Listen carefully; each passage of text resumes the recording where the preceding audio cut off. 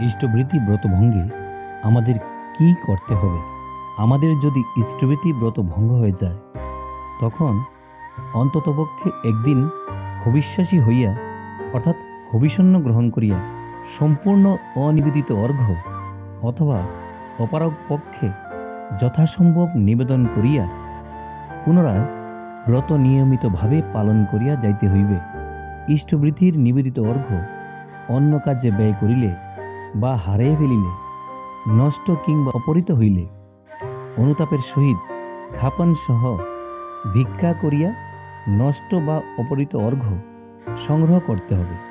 তারপর দিন হবিষণ্য গ্রহণ করিয়া তৎপর দিন ওই সংগৃহীত অর্থ মন্ত্র পাঠ করিয়া নিবেদনান্তর রাখিয়া দিতে হইবে। বন্দে পুরুষোত্তমম।